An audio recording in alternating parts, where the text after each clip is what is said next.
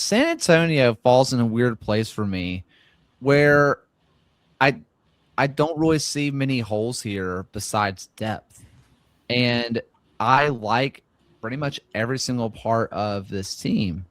But as you put in your storyline, and it was a much better storyline than I had, John, can Carlos Llamosa settle on something tactically for more than a few matches at a time? Yeah, I mean, you watched this team in March and April last season. It is spreading the field, kind of 4-3-3 ish, so fast, so fun. And then they lose a game and it's off the rails. And some of that is injuries, right? Mitchell Tainer goes down. Alex Crognale misses a lot of time. They can't figure out the striker spot. But there were so many tweaks, such a lack of clear identity that I think has been resolved this offseason because Llamosa has added players like a Mikey Maldonado, like a Christian Pirano and an Akeem Ward, who are good with the ball at their feet. You trust them to bring the work rate 24/7. The health is there. What we saw early last season, where they're building through lines, finding those creators in the half turn, that should be the template from week one. And if they just trust that process through the season and ride it, that should be enough for San Antonio to challenge for a home playoff game.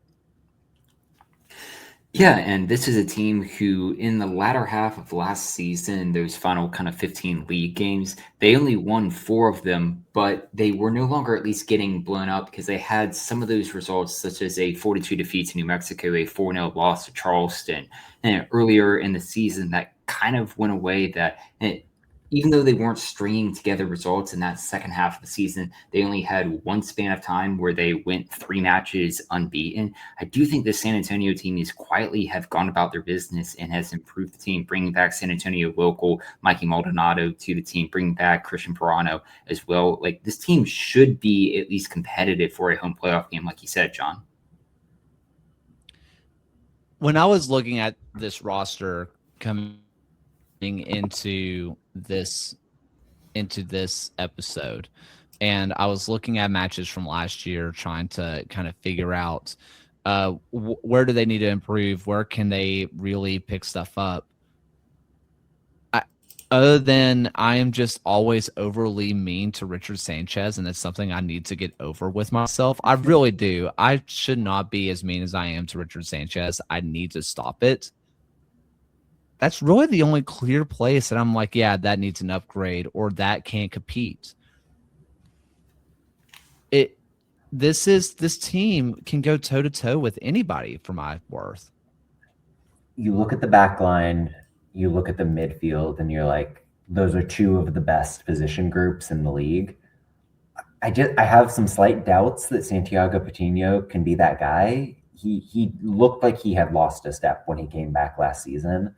Maybe that's just joining up partway through the year, and he's going to look like a guy who had a preseason this time around. That and the Sanchez thing are question marks. I also think the composition of this roster is going to tempt Carlos Llamosa to be unnecessarily clever. They've got 5 center backs. They've just added Barbier and Santiago Suarez, who are comfortable in a back 3. That doesn't feel like the way that this team should be oriented.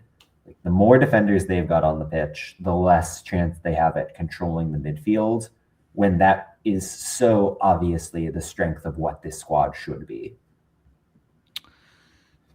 I also find it very interesting with Tainter, Crognale, and specifically, I'm going to look at Suarez. And I'm just mentioning Suarez because I watched him last year in Birmingham, right? He's who I do know the best. All 3 of them are very good with the ball at their feet. Like, really good with the ball at their feet, can pick out a good pass, can break lines if needed. Where Tainer is really good at sitting back and defending if you want, but it kind of feels like if you're just telling him just to sit back there, defend, and do nothing else, it feels like you're not getting the most out of Mitchell Tainer. Where if you are playing those 3, you kind of have 3 of the same guys on the pitch for my worth, where I'm not really sure what you have there defensively.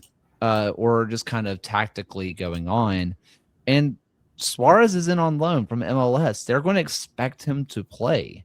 If not, he'll get recalled. And maybe that's what San Antonio is banking on, is like, hey, he's going to be back up. If someone goes down, he'll just start and it'll be fine. And if we don't play him, we have two others. But even so, it just feels like a confusing move for them. That exact train of thought is why I'm worried about a back three. If you were to drop somebody in this team, say they go to a back three, do you expect them to go to a 5-3-2? Because for me, I don't think I would mess with this midfield at all. I love this midfield a lot. And do you drop someone from that forward line? I think you probably kind of do the box, like the 3-box-3, quote unquote, where it's Nicky Hernandez, Maldonado, and then you've got Jorge Hernandez and Pirano kind of floating together in the middle, let the wingbacks overlap over them, which isn't bad in theory. Like, I like that a lot. It's just they've got a lot of depth in the attacking midfield that feels wasted in that system. And I'm clearly missing the forest for the trees somewhere. Like, Carlos Imasa, what they've got in terms of the front office has a plan in place that I don't see from the outside. But I don't hate it. It just feels like not the right way to build this roster right now. Another comment here. Emil Cuello also joining the team. He's coming back to San Antonio, so we'll see how that slots in. It's not the same Emil Cuello from a few years ago, but it's still fantastic depth to have around. He's probably cooked in terms of his legs, but I love the reunion. Can I tell you something unfair about Cuello, and then we'll move on? Please. I can watch him do so many just amazing things, but his lasting memory for me is the Panenka. I can't. Every time you mention Cuello, I'm like, Panenka. It's kind of the most insane thing that's ever happened.